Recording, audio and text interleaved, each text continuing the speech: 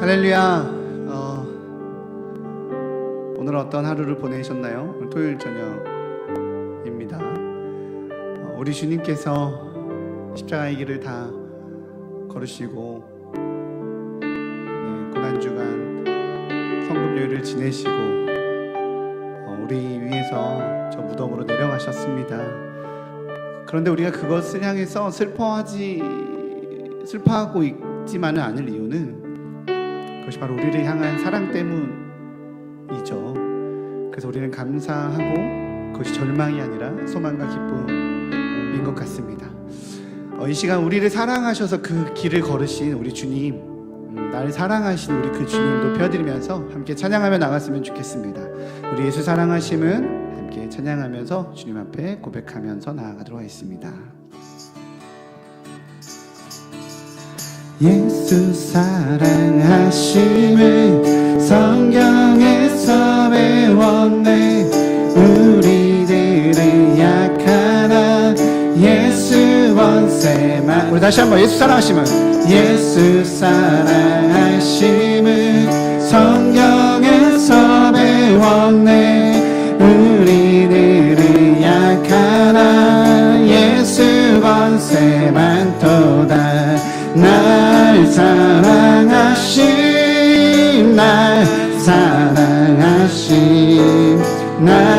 사랑하심 성경에 쓰였네. 나를 사랑하시고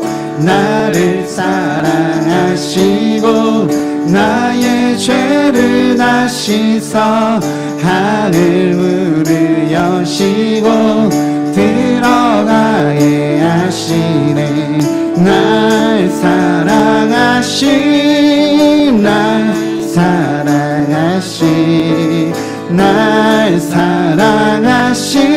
성경에 내가 연약할수록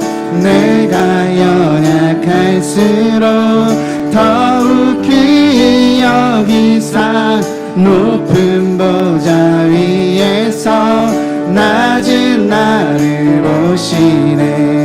날 사랑하심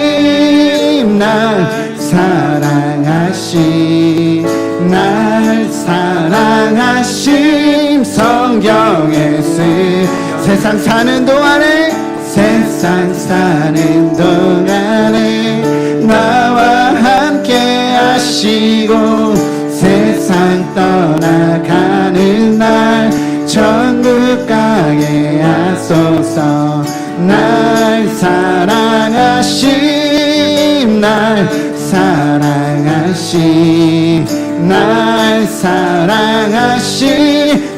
우리 한 번 더. 날 사랑하심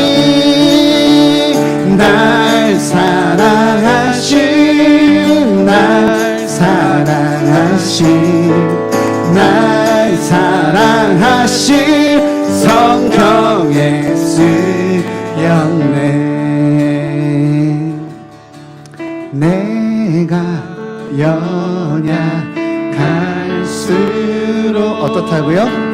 더욱 귀히 여기사 높은 보좌 위에서 낮은 나를 보시네.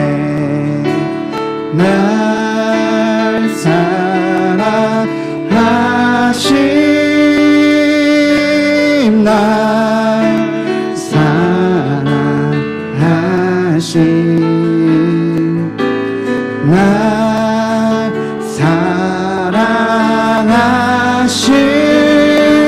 성경에 쓰였네. 나 무엇과도 주님을 바꾸지 않으리. 다른 어떤 은혜 구하지 않으리. 오직 주님만이 내 삶에 도움이시리. 주의 얼굴 보기 원합니다. 우리 다시 한번 고백하겠습니다. 나 무엇과도 주님을 바꾸지 않으리. 다른 어떤 은혜 구하지 않으리. 오직 주님만이 내 삶의 도움이시니 주의 얼굴 보기 원합니다.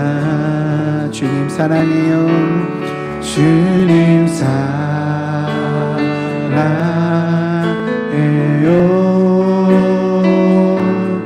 온 마음과 정성 다해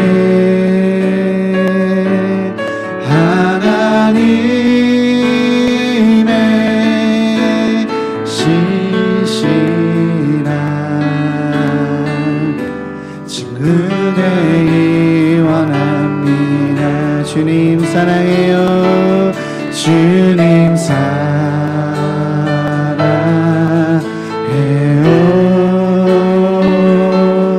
온 마음과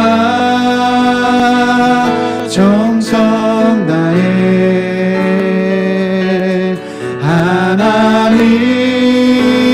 하나님의 신실한 친구 되기 원합니다. 주님 사랑해요. 주님 사랑해요.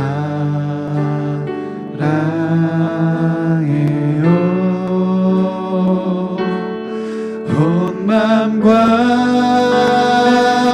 정성 다해 하나님의 신실한 친구 되기 원합니다. 아멘.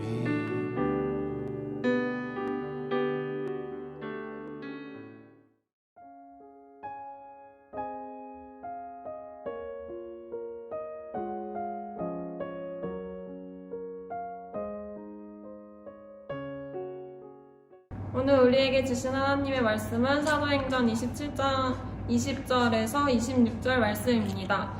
여러 날 동안 해도 별도 보이지 아니하고 큰 풍랑이 그대로 있음에 구원의 여망마저 없어졌더라. 여러 사람이 오래 먹지 못하였음에 바울이 가운데 서서 말하되 여러분이여 내 말을 듣고 글에 대해서 떠나지 아니하여 이 타격과 손상을 면하였더라면 좋을 뻔하였느니라. 내가 너희를 권하노니 이제는 안심하라. 너희 중 아무도 생명에는 아무런 손상이 없겠고 오직 배뿐이니라.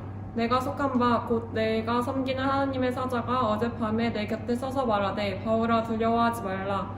내가 가이사 앞에 서야 하겠고 또 하나님께서 너와 함께 항해하는 자를 다 내게 주셨다 하였으니 그러므로 여러분이여 안심하라. 나는 내게 말씀하신 그대로 되리라고 하나님을 믿노라.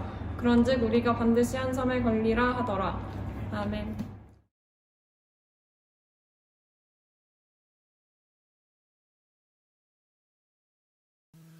살아가면서 절망했던 순간들이 있으십니까? 좌절해서 너무나 슬펐던 순간들이 혹시 있으신가요? 아마도 다들 한 번쯤 이상 다 있을 거라고 생각합니다. 이제 30개월밖에 되지 않은 4살짜리 저의 딸도 매우 자주 좌절하고 슬퍼하는 걸 보게 됩니다. 아빠가 뭐 안 해줘서 슬퍼, 아빠가 안 와서 슬퍼, 이런 말 하면서 좌절하는 걸 보면요, 절망은 우리 인생에 있어서 어쩔 수 없는 운명과 같은 것이 아닌가 싶습니다. 20대 초반 어느 날 저도 많이 좌절했었던 날이 있습니다. 2가지 소식이 저를 그날 좌절하게 했는데요. 첫 번째는 당시에 열심히 준비하고 애썼던 시험에 떨어졌다는 소식을 들은 것이었습니다. 자격증 시험이었는데 그 시험을 통해서 학점을 따고 진학을 생각했던 저에게는 매우 미래가 어두워지는 소식이었습니다. 또 하나의 소식은 건강에 대한 것이었습니다. 당시에 청년부에 친했던 누나가 병원에서 임상병리사로 있었는데 그 병원에서 제가 피검사를 했었습니다. 근데 그날 시험에 떨어졌다라고 하는 그 결과가 나온 그날 시험에 떨어진 소식을 듣고 얼마 안 있어서 결과가 나왔습니다. 제가 간 수치가 높다고 하더군요. 그 전까지만 해도 감염 보균자이긴 했지만 바이러스가 활동하고 있지는 않았는데 이제는 바이러스가 활동하고 있다는 소식을 들었습니다. 사실 그때 그 당시에 그 정도 수치야 큰 문제가 되지도 않는 정도였는데 지금 생각해보면 그렇게 크게 안 좋은 것도 아니었습니다. 하지만 그 당시 아버지가 간경화로 종종 중환자실 신세를 지게 되는 것을 보았었던 저로서는 굉장히 충격적인 일이었습니다. 저는 그날 오전에 저의 장래가 사라지는 걸 느꼈고 그날 오후에 건강이 사라지는 걸 느꼈습니다. 그래서 그날 저는 너무나도 괴로웠습니다. 나의 삶의 미래가 없는 것처럼 보였습니다. 그래서 뭘 했을까요? 펑펑 울었습니다. 교회 골방에 홀로 들어가서 그냥 펑펑 울었습니다. 기도하러 갔는데 딱히 기도가 나오지는 않더라고요.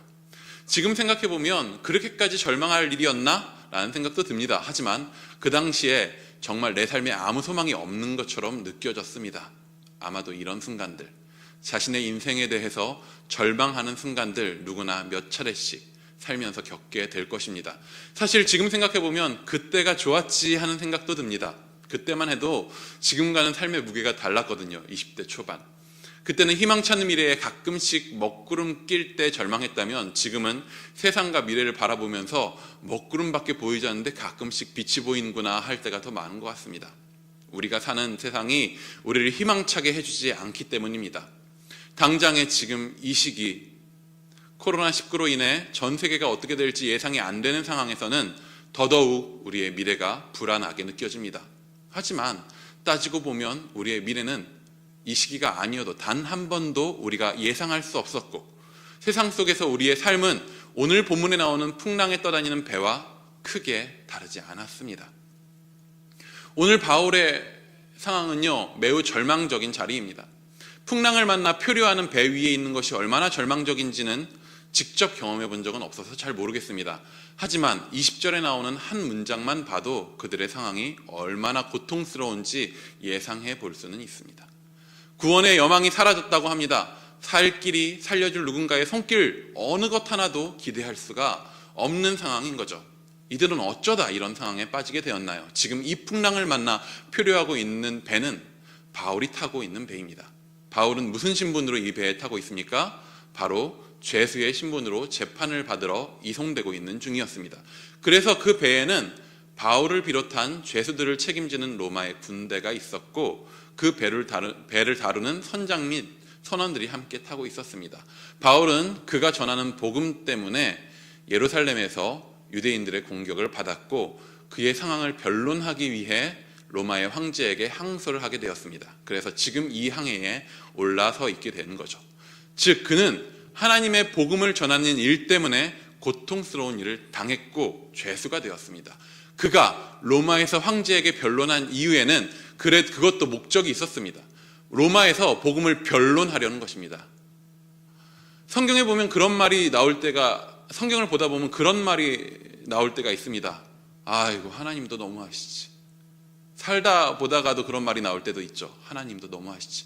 복음을 위해서 이렇게 애쓰고 죄수가 되기까지 했다면 최소한 복음을 전하러 가는 길 정도는 좀 평탄하게 해주시면 안 될까라는 그런 마음이 오늘 본문을 보면서 듭니다.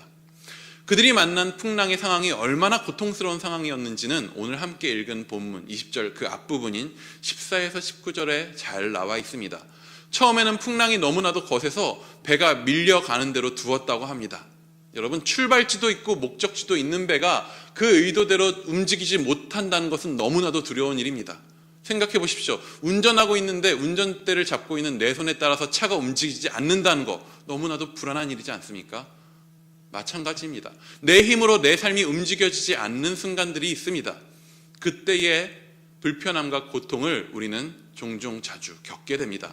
내 삶이 내 뜻과 상관없이 세상 바람대로 휩쓸려 간다고 느낄 때에. 근데 이렇게 휩쓸려 다니기만 하는 것도 아닙니다. 더 큰 문제도 있었습니다. 17절에는 그들이 스르디스에 걸릴까 두려워했다고 합니다. 스르디스는 모래톱인데요. 바다에 가려져서 모래톱이 쌓여있는 게 보이지 않는 거죠. 대충 그냥 편하게 설명이 길어지니까 편하게 생각하시기에는 암초 비슷한 거라고도 생각하셔도 좋을 것 같습니다. 배는 내 뜻대로 하나도 움직이지 않는 상황에 휩쓸려 다니고 있는데 그 바다 아래에는요 언제 부딪힐 줄 모르는 암초가 도사리고 있는 것입니다. 어떻게 될지 내 손으로 될 수 있는 것이 하나도 없는 거죠. 그래서 그들은 어떻게 합니까? 연장도 버리고 짐도 다 내다 버립니다. 그리고 사흘째 되는 날, 3일이나 그렇게 떠다녔다는 이야기죠. 사흘째 되는 날에 배의 모든 기구들을 바다에 버립니다. 어차피 내 힘으로 무언가 해낼 수 없는 상황이기 때문에 가지고 있는 도구들이 도리어 배를 무겁게 하고 방해가 돼서 그냥 다 버려버린 것입니다. 이것을 뭐라고 하나? 바로 이건 포기라고 이야기하는 거죠. 내 힘으로 아무것도 할 수 없어서 포기해버릴 수밖에 없는 상황이 된 것입니다.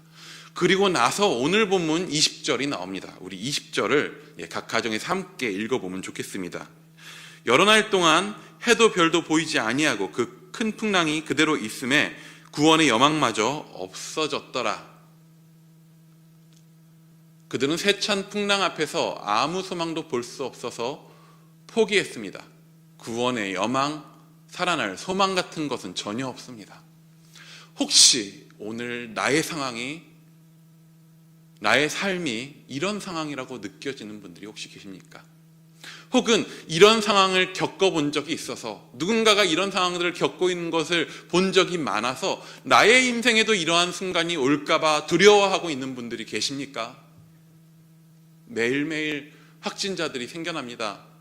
우리 아이들은 언제쯤 제대로 개학할 수 있을지, 이 상황이 도대체 언제까지 갈지, 혹은 이 상황이 끝나도 이미 바뀌어버린 세상의 분위기는 어떤 모습일지, 세계의 경제가 흔들린다는데, 무너진다는데 어떻게 될지, 풍랑을 만난 것처럼 아무것도 보이지 않고 아무것도 예상할 수 없는, 희망보다는 절망이 눈에 선한 지금 이때에 바울은 절망 속에서 그리스도인이 어떻게 살아가는가, 절망 속의 그리스도인은 어떤 모습인가를 우리에게 보여줍니다.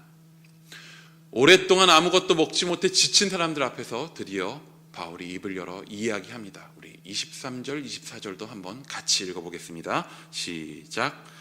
내가 속한 바 곧 내가 섬기는 하나님의 사자가 어젯밤에 내 곁에 서서 말하되, 바울아 두려워하지 말라. 내가 가이사 앞에 서야 하겠고 또 하나님께서 너와 함께 항해하는 자를 다 내게 주셨다 하셨으니. 어젯밤 그 전까지의 바울이 어떤 마음으로 그 배에 있었는지는 잘 모르겠습니다. 성경이 이야기해 주진 않으니까요. 바울이 원래가 용기가 너무 넘치는 사람이라 풍랑 앞에서 놀이기구 타는 기분으로 있었을지, 혹은 다른 사람들처럼 위협적인 상황 속에 절망하고 두려워하고 있었을지 잘 모르겠습니다. 하지만 그 전에 그의 모습이 어찌 되었건 지금 사람들 앞에 담대히 말하고 있는 바울을 만든 것은 어젯밤의 사건이었습니다. 뭐냐? 바로 하나님의 사자, 곧 하나님의 약속을, 하나님을 대면한 후입니다.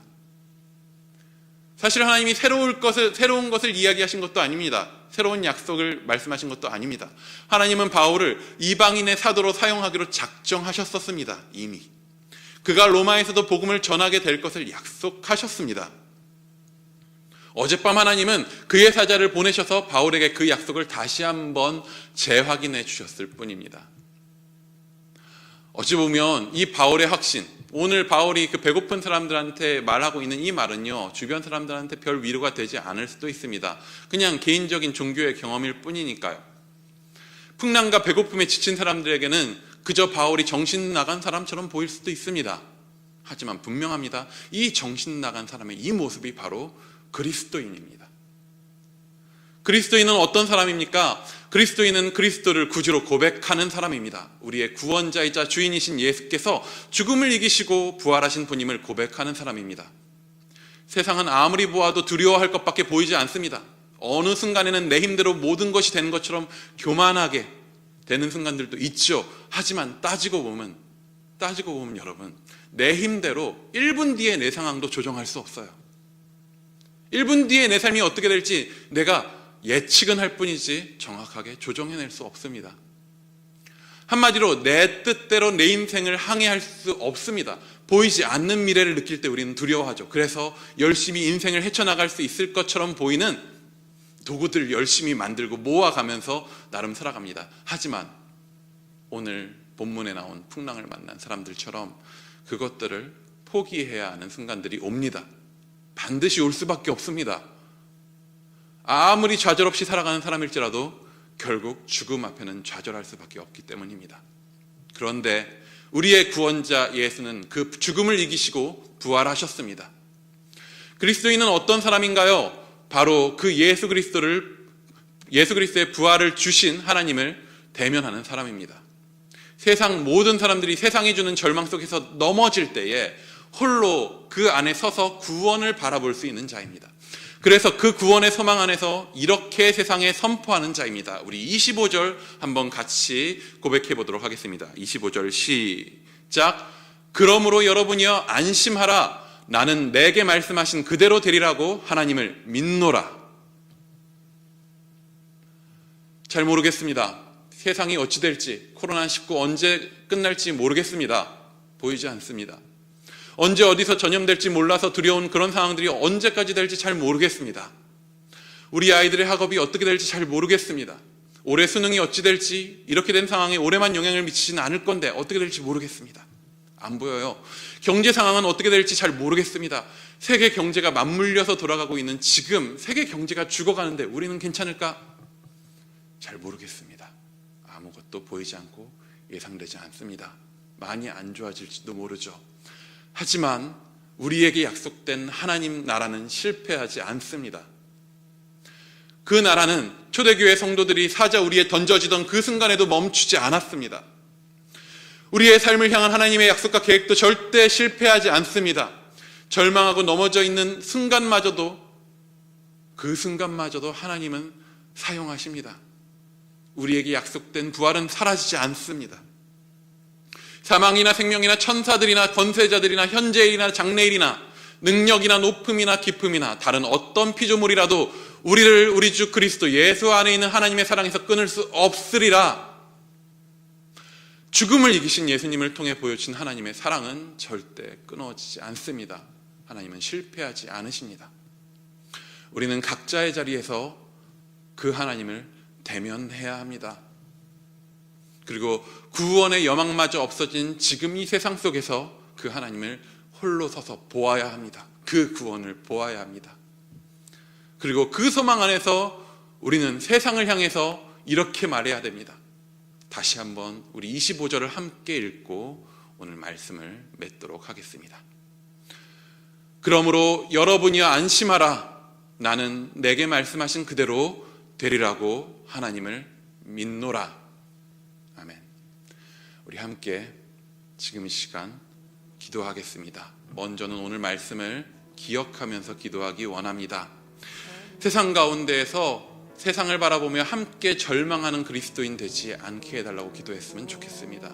모두가 절망 가운데 있는 그 상황 가운데 하나님을 대면하며 하나님의 나라의 승리를 바라볼 수 있는 그러한 믿음 우리에게 달라고, 그 믿음을 바라보며 세상 가운데 사람들을 향해서 내가 그 하나님을 믿습니다, 괜찮습니다, 격려하고 위로하고 그들을 세울 수 있는 세상을 치유하는 그리스도인 되게 해달라고 지금 이 시간 함께 기도하시겠습니다.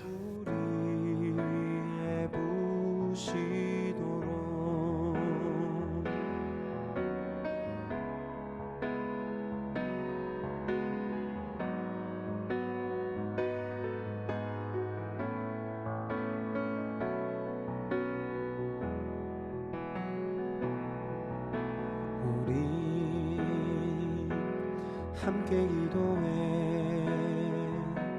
주 앞에 나와 무릎 꿇고 긍휼 베푸시는 주 하늘을 향해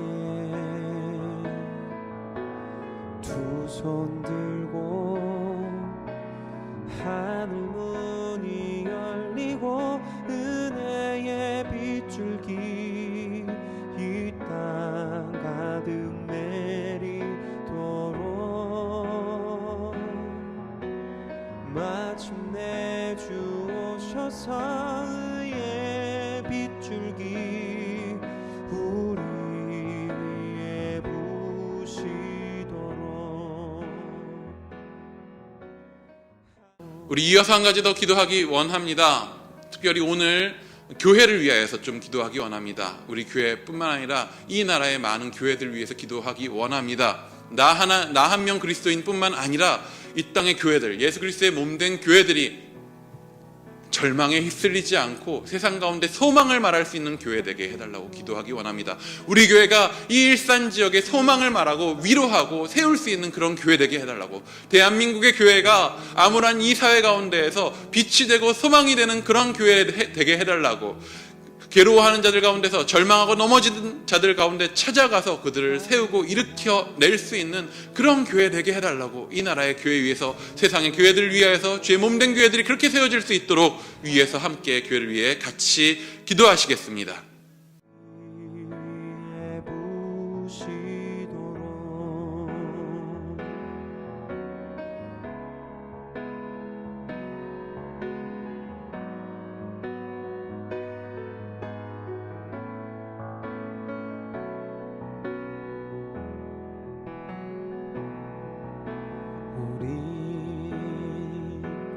함께 기도해 주 앞에 나와 무릎 꿇고 긍휼 베푸시는 주 하늘을 향해 두 손 들고 하늘 문이 열리고 은혜의 빗줄기 이 땅 가득 내리도록 마침내 주 오셔서 의의 빗줄기 우리 위에 부시도록. 주님, 세상 모두가 소망 없다 말하는, 절망을 말하는 이 시기 가운데 주여, 우리도 두려워하며 살고 있습니다. 보이지 않습니다. 내 삶이, 이 나라의 미래가, 이 세상의 미래가 보이지 않습니다. 그래서 절망감이 들고 어찌할지 몰라 합니다. 주여, 하지만 우리의 눈을 들어 우리를 구원하신 예수 그리스도를 보게 하여 주시옵소서. 예수 그리스도를 통하여 우리 가운데 구원을 베푸신 우리 하나님 앞에 우리가 서게 하여 주시옵소서. 폭풍 가운데 절망을 이야기하는 세상 속에서 하나님을 대면하여 소망을 이야기하는 그런 우리, 그런 예수 그리스도를 따르는 그리스도인들 되게 하여 주시옵소서. 우리 주변에 절망하고 넘어진 자들에게 구원을 이야기하고 소망을 이야기하는 자들 되게 하여 주옵소서. 세상을 위로하고 격려하며 세워가는 그런 교회가 되게 하여 주옵소서. 그런 그리스도인이 되게 하여 주옵소서. 죽으시고 부활하신 예수 그리스도 안에 생명이 있음을, 승리가 있음을 잊지 않고 그 안에 살아가는 우리가 되게 하여 주시옵소서. 주님, 이 땅의 교회가 그런 사명을 잘 감당할 수 있기 원합니다. 예수 그리스도의 몸된 교회인이 주의 손으로 사용하시고 주의 품으로 사용하시고 주의 발로 사용하여 주시옵소서. 이 나라를 세우고 치유하는 주의 몸된 교회 되게 하여 주시옵소서. 주께서 그렇게 역사하실 줄 믿사오며 살아계신 예수 그리스도의 이름으로 기도드리옵나이다. 아멘. 지금 이 시간에는 각 가정별로 기도 제목들을 나누고 마음들을 나누고 함께 기도하는 시간들을 가지시고 각 가정, 신앙의 가장 되신 분들이 마무리 기도하고 마쳐주시기 바랍니다.